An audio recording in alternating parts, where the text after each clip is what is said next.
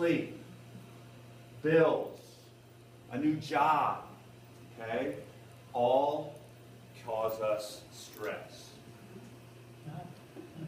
Stress comes in two basic forms, acute and chronic. Acute is the most common. It's the short-term response to imminent danger or to an event in the immediate past or future. Okay? It can be healthy when it helps the immune system fight off infections and disease. Okay? If any of you had the little bug going around in the last week or two, that's stress on the body. Okay? And our immune system fights that. You get a cut, it's stressful on the body. The immune system's going to fight it. Normally passes quickly and can be positive as well as negative. Our players right now, okay, we have just put them through 4 weeks of very stressful conditioning workouts. And yesterday was kind of the accumulation. We did our final strength testing, but we have really put their bodies through the ringer in preparing them for the season to come. All right? And so, in a sense, we look at that as that's positive stress in terms of their conditioning, getting stronger, faster, and in better overall physical condition. It can push us to make necessary changes in our lives. A bad relationship, okay? It's very stressful being around a certain individual that we see maybe on a regular basis. Might trigger, maybe this isn't the right relationship for me. I've had those communications with my players a few times. It can signal danger, both physical as well as emotional. Chronic stress is continuous and may seem never-ending. A prolonged stress that is more than an individual can cope with or control. And again, if you've ever been in those situations, you know. I mean, they can be extremely difficult, whether, again, a job, finances, you know, especially if you've been in a job that didn't help you pay your finances. Now it's doubling up. Now you've got a spouse or significant other that's also unhappy, and the stress just builds and builds and builds. It seems like it's never going to go away. Stressors. All right, stressors are factors that cause stress. They can be pleasant or unpleasant, real or imagined. Things like illness, accident, injury, lack of sleep, heat, the weather, okay, noise, and different things for different people. Some people enjoy the rain. My wife loves rainy days. I have learned to like them as well. Okay? Some people hate the rain. Again, depending on who you are, point of view. Psychological or emotional stressors are another type. Deadline pressures. Okay? Leslie gave me about a 2-week heads up, and guess what I did? Waited to the last minute. Right? Deadline. Procrastinator. You darn right I was. Actually, I worked on it quite a bit, and then I got going on other stuff, and next thing I know, it was like 6 o'clock last night. I was like, I better get this done. Problems with loved ones can be a big one. Paying bills, parenting. You want a stressor, there you go, right there, right? Final exams, rejection, depression, marriage, divorce are all psychological, emotional stressors. So how we react to stress, okay? Eustress is good, distress, bad. And again, depending on point of view. For example,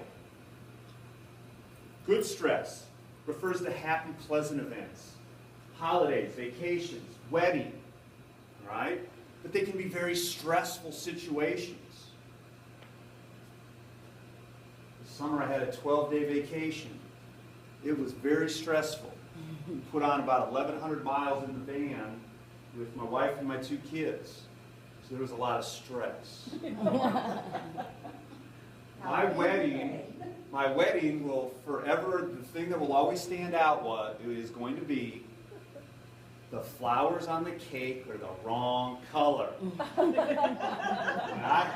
I don't think I will ever not, I'll never forget that. But I have heard that, I don't know how many times from Yvonne, from my wife. Everything with the wedding was perfect, except the flowers on the cake are the wrong color. All right, so distress refers to unpleasant or harmful stress, doing poorly on an exam, a relationship breakup, all right, loss of job, loss of a loved one can cause distress. And then we have optimal stress, and this is the point at which the good stress and the bad stress are intense enough to motivate and physically prepare one to perform optimally, but not cause the body to overreact.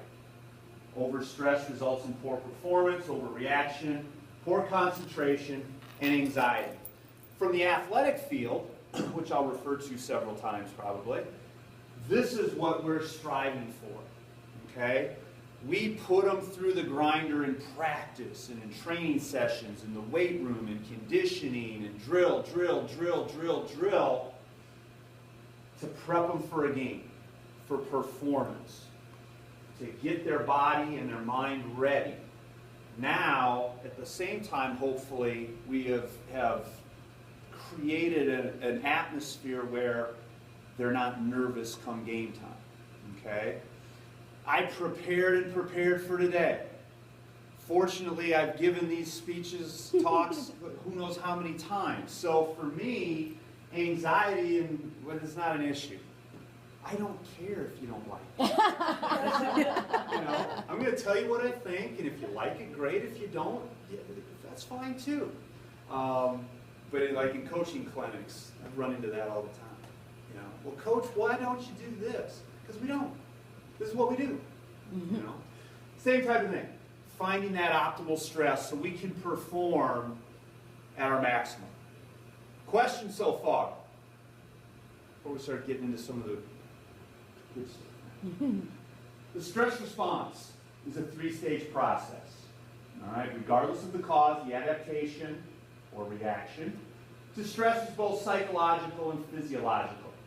It leads to what Dr. Selye refers to as the general adaptation syndrome, a three-stage process that starts off, excuse me, with the fight or flight response. This was always taught to me by, imagine the African wild, the prairie antelope. They're out there grazing. Here comes the lion, and the lion's going at it. Boom. Fight or flight. That antelope's got to make a decision. Do I stay and fight? I don't think so. So take off. All right? Got to go. And so the body prepares quickly how to cope with that stressor. In this case, adrenaline flows, the heart starts beating faster, blood pumping to the muscles, speed. Got to go. The response is a warning signal that a stressor is present. The body reacts. Stress hormones are pumped into the body, the heart beats faster, increases strength and energy, can result in brief superhuman acts. We hear about those all the time. 10-year-old kid lifts a car up, dad got pinned under changing the oil. How the heck? Maybe not 10, maybe a little older. You know what I'm saying? They happen, okay? Yeah. And these are things, again, that we see on a daily basis. I call Wendy on a regular basis with a crisis. I need this, I need this. She can react in one of two ways. She can give in and say, okay, I'll find a way to get that done for you. Or she can say, no. Fight her, Again, I don't care. She doesn't care. Put the stress back on you. Exactly. But, we do. In everything we do, we come across these all the time. I tell people all the time, most of my day is spent putting out fires, managing crisis. All right. The next stage is the stage of resistance. Here the body actively resists and attempts to cope with the stressor and regain normal balance. Eventually the body loses the ability to keep up with the demands that the stress puts on it, and we start to wear down. Okay? We get a cold, and it drains us. We fight it. Eventually we just can't go anymore. And now we're at home in bed for the day. The longer our bodies stay in a chronic, on-guard, resistant stage, the more likely we are to experience the ill effects. All right? And again, relationships, a job, whatever the case may be. The stage of resistance. We try to fight through, but eventually we just wear out. And that's when we get to the stage of exhaustion. Adaptation energy is exhausted. Signs of fight or flight now reappear. Immunity breaks down, organ systems malfunction, and now here's where we start running into illness. And this is where, again, if we can't manage our stress appropriately, mental illness problems start, coming into play. Questions? We're good so far? Mm-hmm. So, how real are my stressors? As I've referred to, in some of these cases, they're going to vary from person to person. How we perceive stress tells us, again, our perception versus reality. Your reaction to specific events is different from everyone else's.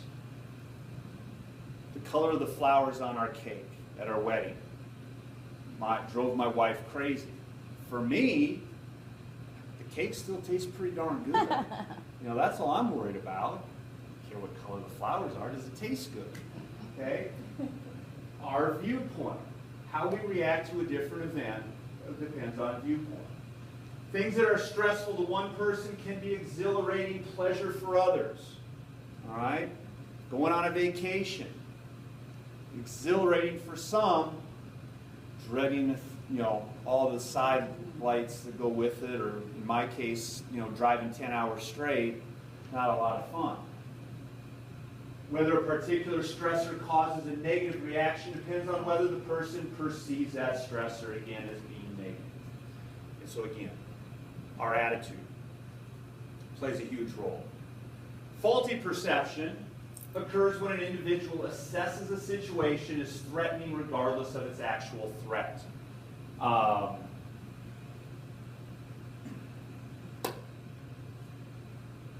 Leslie asked me to make this presentation. Okay? I could take that as, oh my God, I thought there's going to be this call, this work, and then I got to do this, I got to do that, and I got this. I could look at it as a threat, as a negative. Or I could assess it as, man, this gives me an opportunity to organize that part of my class. Okay? I get a chance to speak in front of individuals within, our campus community. Well, that's good. I might meet a few new people that I haven't got a chance to meet yet. I enjoy getting up in front of people and talking about things that we do, whether it be basketball or in our classroom. Depending again on my viewpoint. How do I look at it? How do I assess the situation? Unnecessarily seeing a situation as hopeless, harmful, or negative, this is often the cause of most people's problems. They feel hopeless. There's nothing I can do. Okay? I look back when my wife and I first got married, our first place that we had together was half a basement of a house. The bedroom could fit our bed, nothing else. Nothing else fit. Okay? We had no furniture. We had one recliner, and we got that. It was half broken. Anytime we had friends or family come over, we finally one day went out and bought lawn furniture. We made no money. Okay? My first coaching job, I got paid $500 for the year. And that was my job. My wife was still going to school. She was trying to work hard. We had no income. We had debt. We probably were never happy. We had our whole life ahead of us. Our perception of where we were going outweighed the negatives of where we were.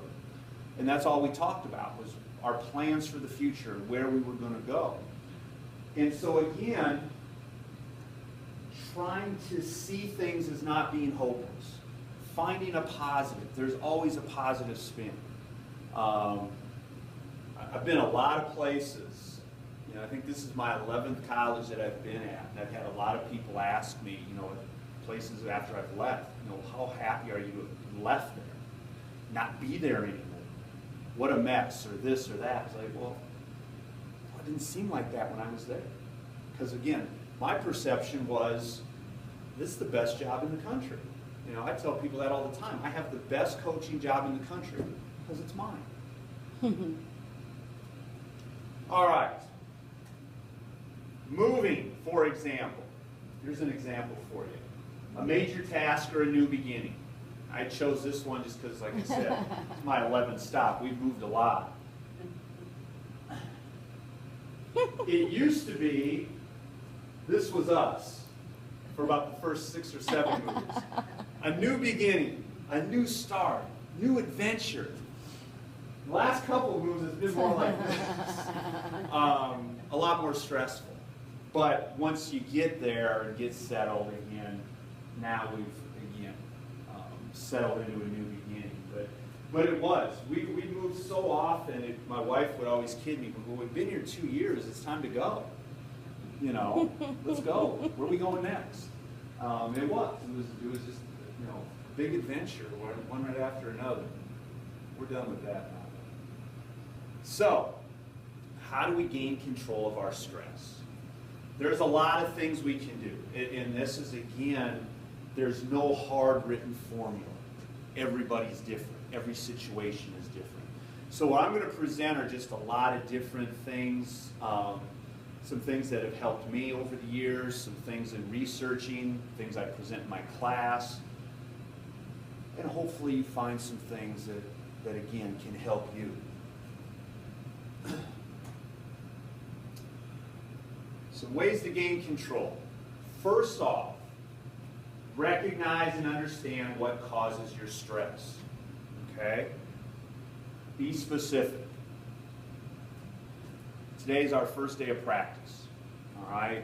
So I've got practice I got to put together. I've got 3 coaches and 14 players that are counting on me to be ready and be organized to take us through today's practice. We don't have practice gear yet. It hasn't shown up yet. We ordered it over a month ago. It hasn't shown up. I emailed a guy yesterday. He's looking into it. It's not here. Okay? So I could look at that as, well, you know, what good is practice now? We don't have practice gear, so the girls are going to be down because, you know, they're not going to look good. And why don't we have practice gear? Or I can find a way to spin it and make it a positive. Okay? But understand what is causing your stress. Not having practice gear could cause me stress if I wanted it to. First day of practice could cause stress if I wanted it to. Somebody not going to class, maybe, you know. All these things could be stressors. One good technique, write your feelings in a journal. Talk to a friend about your problems. They can help you sort through your feelings. All right? Fortunately for me, I've dealt with these situations enough before. I don't need to write them down. I know what to do. Okay? But be specific. What's causing your problems? Again, is there somebody at work? Okay, write it down. What bothers you about an individual? Or what's bothering you about your job? Or what's bothering you about this relationship? And in writing those things down, maybe you can start to see the problem for what it really is and not how you perceive it to be. Find ways to avoid stressful situations. For me, for example, we lived in Sugar Land for 11 months. And I had to drive Highway 59 into downtown Houston every day. I hate traffic. Okay? On a Sunday morning, early, no traffic, take me 27 minutes. On a rush hour in the morning or at night, I was looking at about 55 minutes to an hour 20. So, for example, for me, you hate rush hour traffic on the interstate, find a back road. All right? And kind of in life. If you don't like the traffic over here, don't go. Find a back road. All right? And those back roads are there in all kinds of different things. In finances, find ways to be creative with your money. You know, if this isn't working for you, how can we find a back road to get there? If you feel a financial pinch, sit down and reanalyze your budget. I guess I gave you an example before I even looked up at the screen. But there are different ways, again, in coping. Don't try to bang your head against the same wall time after time in dealing with a problem. We've all seen that poster, right? This big circle, bang head here. Develop your own problem-solving skills. In doing so, try to extract yourself from the situation. And that's where, again, writing things down can be helpful. Okay? Writing out the problem. Well, how do I see the problem? What are some of the factors within it? And for me, the more I start writing, the more I can start to pull myself out of the situation and see it for what it really is. In some cases, you become too emotionally involved in the problem at hand, which hinders your ability to solve the problem effectively. Treat every problem from a purely academical viewpoint. All right? As I mentioned, I get asked a lot, how can you put your life in the hands of 17, 18, 19-year-old girls? Which is basically what I do. My life is in their hands. Okay? I have to help them deal with their problems, help them grow and develop as people, athletically, academically, socially. We deal with boyfriend problems. We deal with I've had some that have had kids, family issues, deaths in the family. Last year we had a dog die. I mean, all kinds of stuff. I become very emotionally involved in their lives. So in order to help them, I have to try to pull myself out of that, and try to not be the father figure as much as somebody from the outside trying to look in and analyze what is best for you. Not what's best for me in this program, what's best for you in analyzing it. And so that's one, again, trying to extract yourself from the situation. Think out of the box. Solving problems does not have a tried and tested procedure. There's, like I said, there's no one way to do it. Everybody's different. Every situation's different. There's different variables. In many cases, the first solution you come up with may not be the best. Try thinking about radical methods you can employ to solve the problem at hand. And again, these work in all different ways. For the one that I always come up with is my third year of coaching, which was I was on the men's side of my alma mater. 2 o'clock in the morning, I'm over at the head coach's house. We got pizza on the floor. We just lost a game to a team that we should have crushed. The head coach has already told me he's probably going to resign at the end of the year. This just isn't going the way it should be. We can't get it. We can't turn the corner. We can't figure it out. What is wrong? And so, like I said, after about 4 hours, at about 2 a.m., I start throwing out ideas at him that I know he's going to hate, to get him thinking, again, back to what's really important. And so, in this case, me thinking outside of the box, giving suggestions that are so radical and so ridiculous, got my boss back on track to what are we really about, and focus on what's really important. And in that case, that helped us with a really stressful situation. We ended up winning the conference championship, and he didn't resign. He's still there today. He's not coaching anymore. He's, I think, a vice president now in the education department. But that's the example I always come up with, think of when I come to that point. Develop your analytical skills. Analyzing the problem is the first steps towards solving it. Good analytical skills are essential and can be developed by solving crossword puzzles, programming, playing mind games, general quizzing of your mind. Perhaps the best methods include solving logical problems or thinking about paradoxes. Games are very stressful for me. I hate games. I could have practice every day of the year. I love it. I hate games. I will sit at home to get my mind going right. I will play games, board games, games on the computer for a good half hour to an hour before I come out to the school for a game, to get my mind thinking analytically.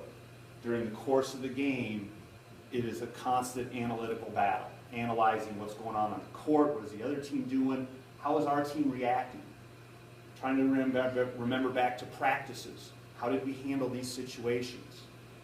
Does so-and-so know what's going on if we do this? No, can't play her. It's a constant analytical game. And so to get my mind into that mode, I play games before a game.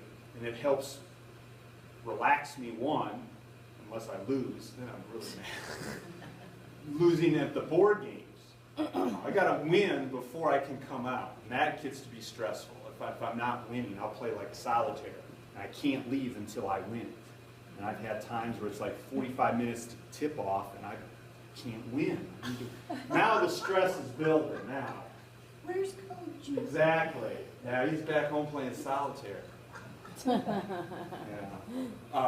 But it does. It helps get your mind right. And it develops those skills. It helps you see things differently.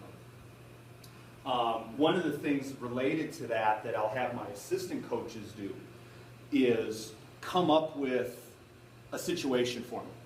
Create a situation for me. You know, and so they'll throw out, okay, here's the situation. Boom, boom, boom. We got the ball. What are you going to do, coach? To get me thinking quickly on my feet. All right. Learn to identify the problem. While a problem may seem simple at first, identifying the core is a key skill which needs to be developed. A good way to develop the skills by reading mystery novels, typically the whodidit variety. Trying to figure out who did something trains you to sift through junk and identifying the key factors which actually matter.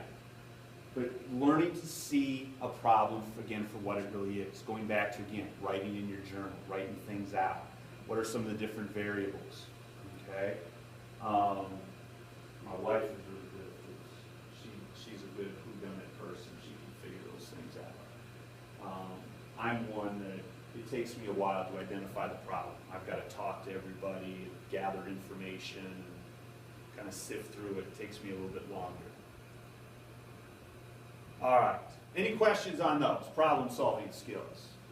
All right. Another technique is making healthy lifestyle decisions. Exercise, getting adequate sleep, reducing or eliminating smoking and alcohol, and eating right are all healthy lifestyle decisions that can help relieve our stress or keep stress from building. Exercise. Examine your current exercise regimen. According to the American College of Sports Medicine, healthy adults should establish a regular exercise routine. And believe it or not, about 2/3 of American adults don't get enough exercise or exercise at all. I think about 20% don't exercise at all. Engage in at least 20 minutes of vigorous cardiovascular activity 3 days each week to reduce stress. All right? For me, I get on my bike at home. 20 minutes hard, helps me unwind. You can substitute vigorous cardio with moderate activity if necessary. A variation on the 20-minute option is to exercise moderately 5 days a week for a period of 30 minutes each day. I walk my dogs every night. The four of us. Sometimes my wife comes with. Sometimes she's working, can't make it. But the four of us go for about a 20 to 25-minute walk, usually pretty much every night. The other part of this that's really good is, which we'll talk about, have somebody that you enjoy talking with while exercising. I love talking to my dogs. They don't talk back. They agree with everything I ask and tell them. And so it's really good. Incorporate strength training exercises. Your exercise regimen should include about 10 different strength training exercises performed in sets of 10 repetitions, a couple times a week. And you can even break that up a little bit. Maybe you do lower body 2 days, upper body 2 days, 4, 5, 6 exercises a piece. Strength training, again, help developing and toning those muscles. Can work in conjunction with diet. All right? If we can build a little muscle tone, muscle picks our metabolism up, burns some of those calories faster. So if we're trying to lose weight, it can help us lose weight faster. Also, a more toned body, self-confidence builds, posture improves, so on and so forth. But they can be very simple exercises. Ease into a new exercise program. If you have not been exercising for some time, reduce your stress levels by easing into a new exercise program. What you don't want to do is jump in and now have some type of injury, which now adds to your stress. Okay? Start with simple activities: walk, ride a bike, hike a trail, play tennis, right? Take a beginning dance class, ease into it, don't overdo it. Choose physical activities that you enjoy. Increased enjoyment will reduce your stress and take your mind off of life's challenges. Playing a favorite sport, taking a dance class again, enjoyable music playing while you're participating can all add to your sense of relaxation. I think it may even talk about location. Can't remember. Yeah, there we go. Engage in green exercise. Studies show that exercising outdoors in your bodies of water, mountains, and greenery improves your mood. Cycling near the water, running on the beach will help reduce your stress. When I was in high school, growing up in central Minnesota, land of 10,000 lakes, we had 3 lakes right in town. And my loop of about 20 miles that I'd ride my bike would take me through the lakes as I would come back into town. So the hardest part of my workout was the most scenic and was inspirational to help, again, push me through, take my mind off of things and whatnot. But what kind of stress does a 17-year-old have, right? If I only knew back then what I know now. Exercise with friends, relatives, and colleagues. Research shows that exercising with others helps you feel calmer. Whether or not you're speaking to one another as you exercise is irrelevant. Just the presence of others alongside of you as you exercise is known to decrease stress and motivate you to get a better workout. For me, like I said, my dogs. My wife walks with me quite often. But again, finding somebody you enjoy doing things with. For example, with our team, we found that when we run in groups, especially people that they really enjoy being around, they perform better. But we're motivated by people we're comfortable with. Establish a system for keeping yourself in the exercise regimen and reducing stress. Ask loved ones to remind you to exercise. When life gets busy, commitment to exercise is often the first thing to go. Right? That's my biggest problem now. Season starts, exercise is out the window. All right? So now I've got my bike put in a specific spot where I do most of my work at home. So every time I go to do work, I got to look at my bike. All right? Go get my workout in, then I'll come back to work. The work's not going anywhere. I might be if I don't get on my bike. Enlist the help of friends and family to remind you to get back on track. Again, having a buddy system. All right? Again, working together, motivating each other. Any questions on exercise? Everybody's got a favorite exercise? Yes, no, maybe. We got about 15 more minutes. So my buddy keeps letting me slide. Who's your buddy? Mine does too. Argue each other's. No more slacking. Next, get plenty of sleep. Improving your sleep schedule will go a long way in helping you reduce stress.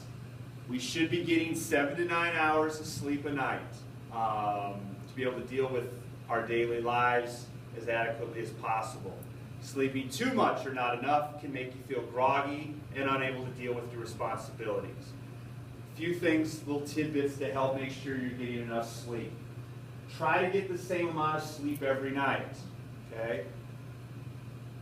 Don't be like I am, especially during the year, okay? Weekends, I don't sleep. Maybe 3 hours if I'm lucky, 4, okay? And then I'm dead tired all week long and I'm trying to get 6 to 7. Get the same amount every night. It says don't sleep 5 hours during one day and then 10 hours on the weekend or whatever. Go to bed and wake up around the same time every day.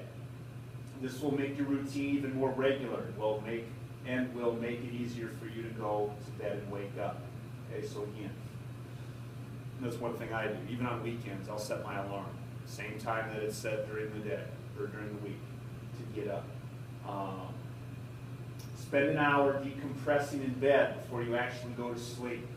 Read or listen to calming music or write in your journal. Don't watch TV or get in an intense conversation or it will be harder to shut your mind off when the time comes. I'm one of those bizarre ones. Like I tell my class, one of the things that we found is for my drug use and abuse class that I teach, for example, we know that ADHD kids react in a positive way if you give them stimulants. Okay, they calm down. It makes no sense, but it works. And that's me. Okay? I need a Mountain Dew to relax at night. I'll sit down, I'll watch TV, have a Mountain Dew, I'm out. Just like that. Eating right is our next little topic to help avoid stress. No, I got my little. Sorry about that. Avoid processed foods when possible. Okay, eating right can really help manage stress if done correctly. One, eating's a great stress reliever, right?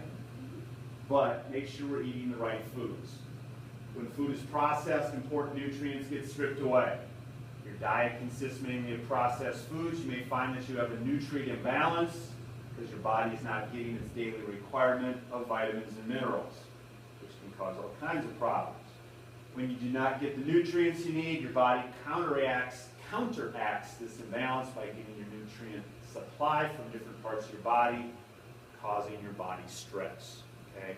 Our bodies will search out and find what it needs within ourselves, and now we start depleting in other important things and areas. Next, eat natural or whole foods.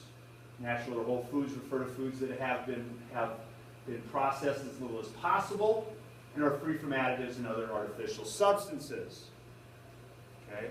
Whole wheat bread as opposed to white bread, for example. These foods are generally packed with natural proteins, complex carbohydrates, fiber, vitamins, minerals, and whoa, I think I typoed there. Phytochemicals? No, that's right. That your body needs to function efficiently and remain stress-free. While there are many whole foods out there, some of the most common whole foods include fresh fruits, vegetables, whole grains. That's usually what I have with my Mountain Dew. Lots of nuts. I do eat occasional raw vegetables with it, which doesn't go well. I had my wife, tried to convince my wife that since Mountain Dew is green, Yeah. right? Green Jello just comes in a green bottle. You gotta know how to speak. You know your soda a little too early, right? Limit your soda consumption, okay, which takes us right into that one. Soda is laden with caffeine, refined sugars, and often high fructose corn syrup, which are not good for us. These ingredients, when taken in excess, can do some harm to your body and especially put stress on your kidneys. Because of this, try to keep the amount of soda you drink to a minimum. Consider cutting it out of your diet altogether if possible. And I'm trying, I really am. Because I feel bad because I tell my team, no soda. And then here I am. I needed to put me to bed at night. What's that? You won't? They know. I can't. They know more about me. I don't know. They do their research, I think. Probably in human resources at night, digging around. Limit the amount of alcohol you drink. Drinking a small amount of alcohol may help prevent heart disease and stroke, but excessive drinking can be average it. No. All right. Drink plenty of water instead. Okay? Cut your soda, cut your alcohol. Drink water. Staying hydrated helps your body with processes like digestion, transporting nutrients, temperature regulation, removing waste products. If you become dehydrated, these processes can slow down and cause your body stress. And again, you know, kind of the overriding theme that I always tell my students, you know, the ancient Greeks knew what they were doing. They understood that the mind and body work together. You know, so physical fitness was a huge part of their daily regimen. It helped, you know, again, keep the mind active. Where we tend to gone away from, you know, we don't even require physical education classes anymore, you know, in most of the school systems. We've become so entrenched in the academic so-called classes that now the body has slipped, and as the body starts to deteriorate, it becomes stressed. A stressed body, stressed mind, we're not as sharp. The amount of water you drink each day depends on the amount of exercise you do and what sort of temperatures you're exposed to.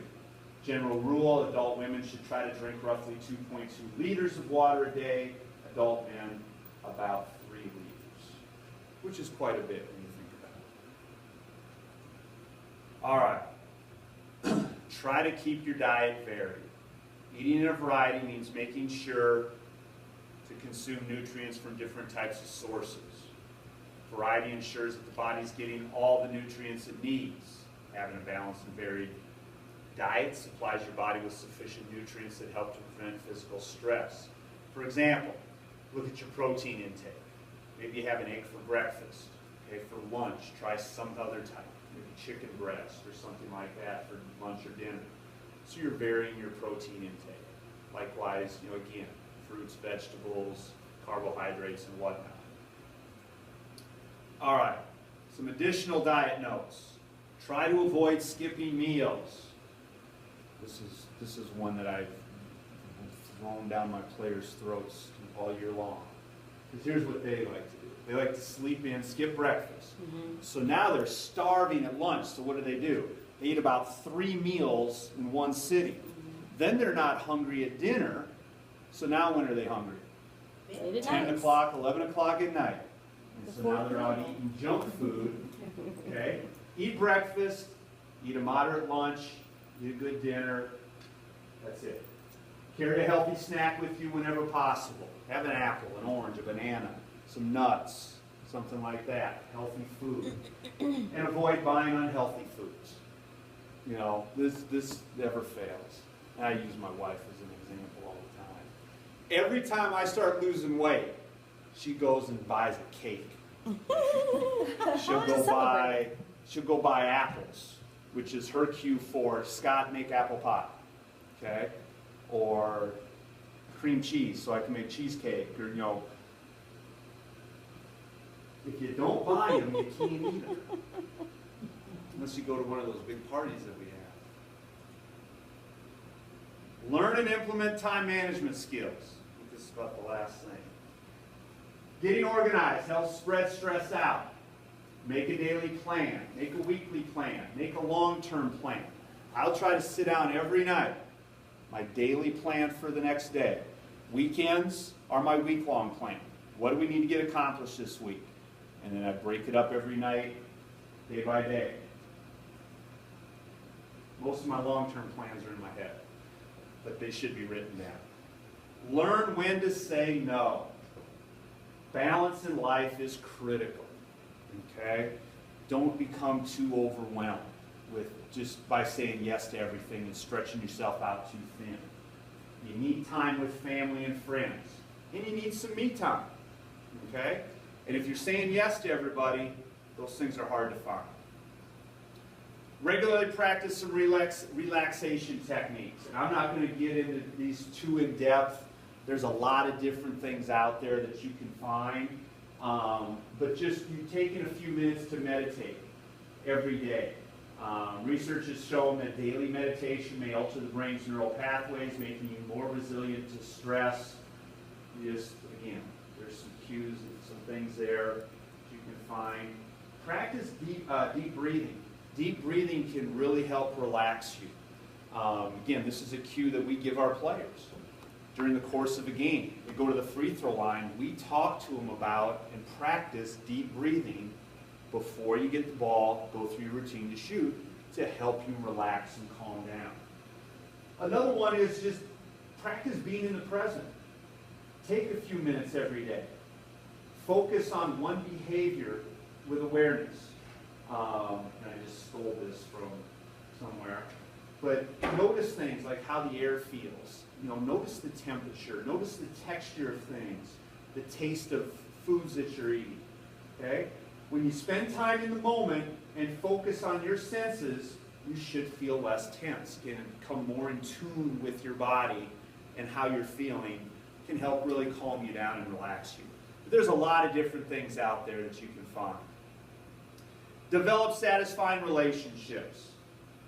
Visit with friends and family. Take time to make a phone call, send an email, or write a quick note. All right? I have a thing that anytime I'm driving on the road recruiting, I always call my dad down in Florida, see how he's doing. Just anytime. If it's going to be a long drive, pick up the phone. I always call Dad when I'm out recruiting. Make a date time with your spouse, even though this can be a challenge when you've got kids. These dates can be as simple as watching a movie together. But also try to find bigger chunks of time when you're able to. I get reminded of that one all the time during basketball season. Okay? I haven't seen you in 2 weeks. Let's go to a movie. All right. Okay? Very important. And that's where I'm lucky, is that I've got somebody that keeps tabs on me. Make new friends. Establishing new contacts with people who have similar lifestyles can help you feel that someone understands your daily challenges. And again, these are things that, as I tell my class, if, for example, exercise is what you enjoy doing, go to a fitness club. You're going to meet people there that have similar interests. Don't run down to the club down in Waco, some bar somewhere. You're not going to find that, probably not going to find that same person that you could find at a fitness club that shares similar interests, has similar goals. All right? Trying to do some of those same things. If you feel too exhausted to talk or relate with the people important to you, let them know. Explain your feelings to them. This communication can help you both feel better. That's when I have a hard time with my wife.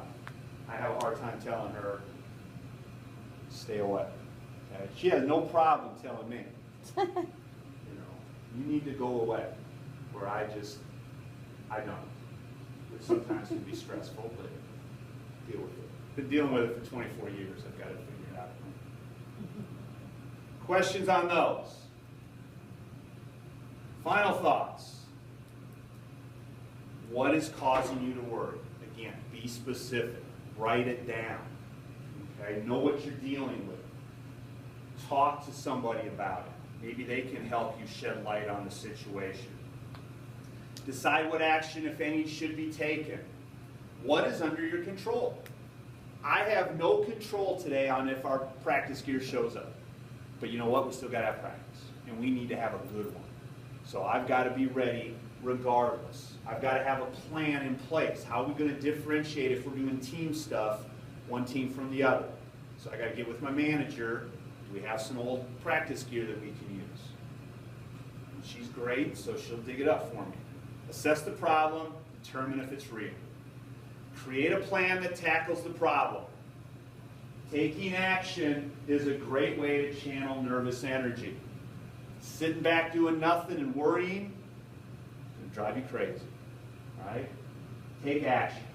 Some kind of action. It also provides reassurance against your fears. And in most cases, the healthiest response to realistic fears and worries is to take some kind of action. Once you have done all you can, let it go. Don't harp on it and let it keep eating away at you. It may be easier said than done, but with practice, you can become pretty adept at letting go of excessive levels of stress, as Wendy and I have tried to demonstrate earlier. Okay? Sometimes you just got to take on an attitude of, you know what, I've done all I can. I don't care anymore. I've got to move on to something else. All right? It's hard. It's hard, especially if you're in the people business, like we are. You know, that's hard to do. Sometimes you have to. Focus on something else. Try some stress management strategies. You know, for me, in this one here, again, when I have to let go of somebody, you know, and just not worry about their problems anymore, I got 14 others to worry about. You know, there's plenty to deal with them. And again, try some of those stress management strategies that we've discussed. There's my information. You know how to find me. That's not your cell phone number. That's not my cell phone. That's my office. Which has an answering I'm trying not to give out my personal cell too much.